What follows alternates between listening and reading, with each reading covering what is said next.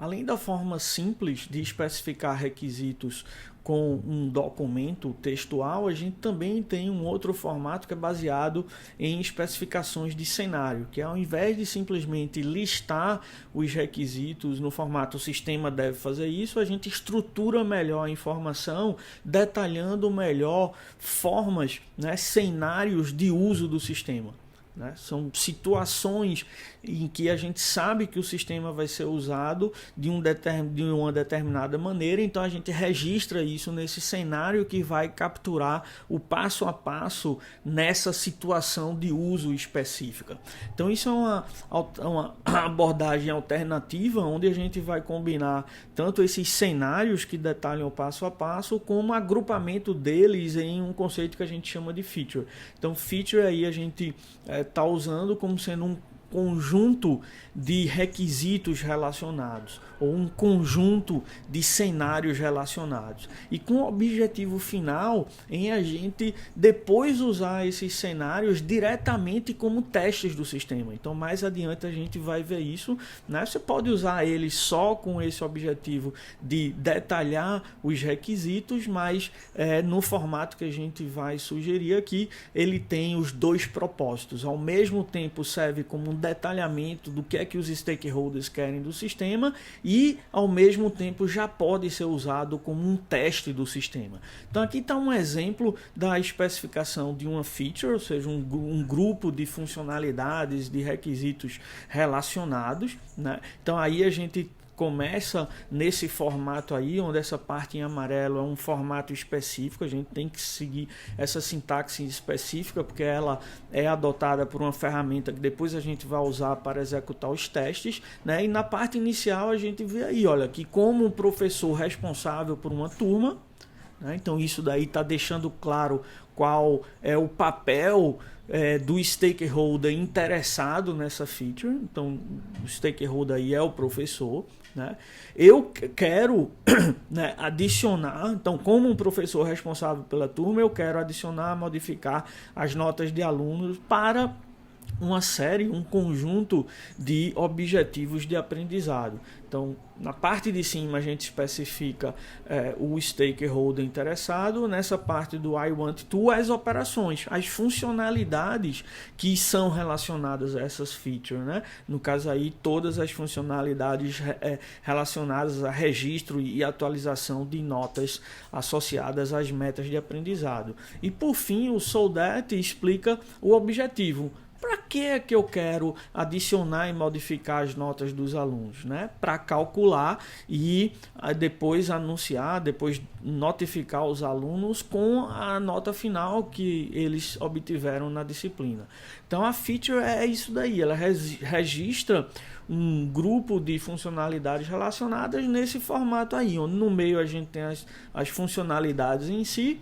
Antes das funcionalidades a gente tem um detalhamento de qual o stakeholder que está envolvido nisso, e após as funcionalidades, o objetivo, né, a ser alcançado por essas funcionalidades. Aqui a gente tem um outro exemplo agora para o sistema que mantém publicações associadas a professores, né? Então aí, como um membro de um grupo de pesquisa, esse é o papel do stakeholder, né? Eu quero realizar algumas funcionalidades, como adicionar, remover e modificar os artigos que eu publiquei, né? De forma, então o objetivo, de forma que depois eu possa gerar relatórios ou rankings, né? Aí não está dizendo rankings, mas poderia detalhar melhor isso aí, eu possa gerar relatórios contendo os artigos que eu publiquei. Tá? Então essa é a ideia geral. Aqui tem um template, né? Como a gente já resumiu antes no começo, o papel do stakeholder, as tarefas, as funcionalidades relacionadas às features e, por fim, o objetivo. Tá? Cada funcionalidade dessa é detalhada por o que a gente chama um cenário de uso. É como se fosse o passo a passo, a gente filmando um usuário usando o sistema, se ele já existisse. Então, o que é que ele faria com o sistema? Qual seria o passo a passo na interação desse usuário com o sistema? Então, para detalhar cada feature, a gente escreve alguns cenários, né, que registram esse passo a passo do sistema sendo usado por um usuário em uma determinada situação.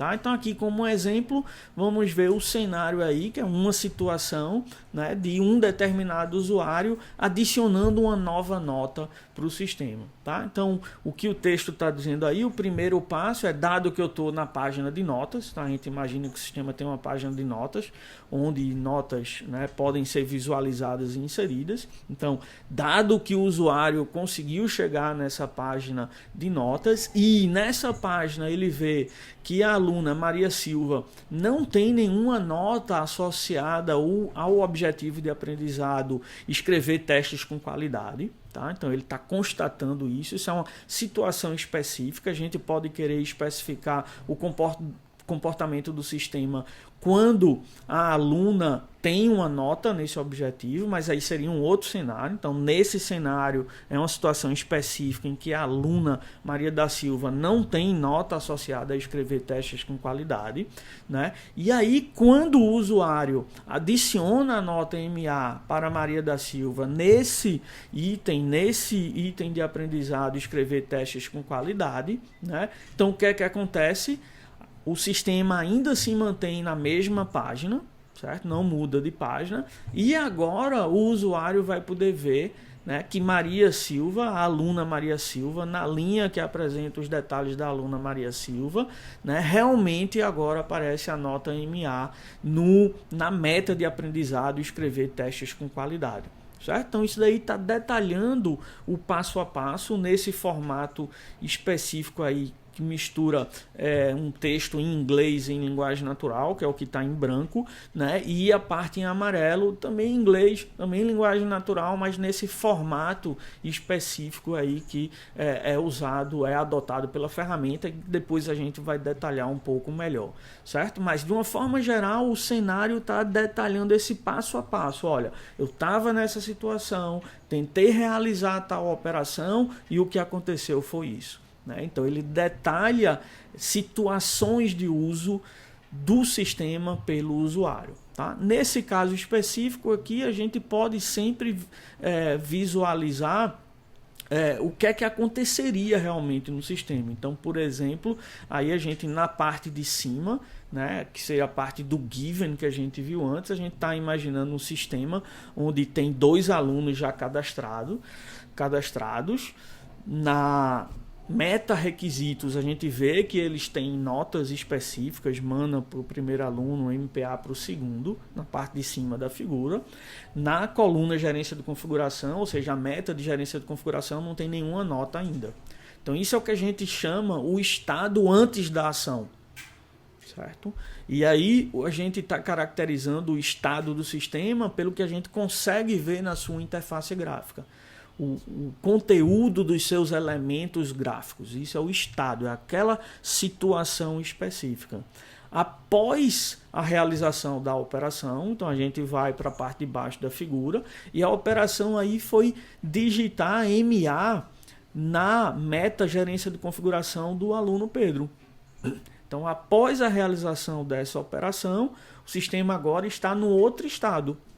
A interface gráfica dele apresenta outros elementos, muito em comum com o anterior, mas em especial nessa célula aí da linha Pedro, com a coluna gerência de configuração, que está marcada em vermelho, a gente vê que isso mudou. Então, é um novo estado, é o estado após a ação. Então, cada cenário desse, a gente imagina como caracterizando naquela parte do given, que a gente viu antes, o estado anterior, né? Na parte do when, caracterizando a setinha em amarelo aí, que é a ação que faz o sistema passar de um estado para outro, né? E no when, que é a parte final do cenário, a gente caracteriza o estado pós-realização da ação.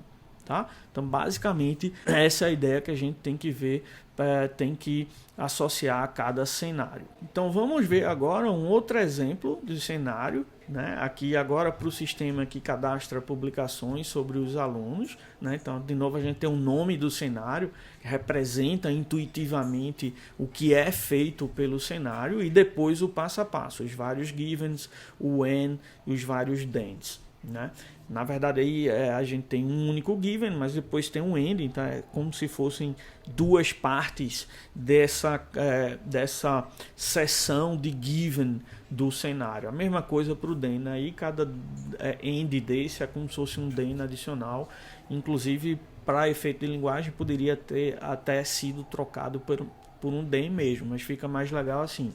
Então, qual a situação aí? Estou na página de cadastro de artigos novos. Nessa página eu não vejo nenhum artigo com esse título, a Refinement Theory, certo? E aí, quando o usuário tenta cadastrar um artigo com esse título, a Refinement Theory, então o que acontece? O usuário consegue ver uma mensagem de confirmação, né? Ele ainda está na página de artigos novos, o sistema não muda de página, é isso que está sendo especificado aí, que o usuário não quer que o sistema mude de página.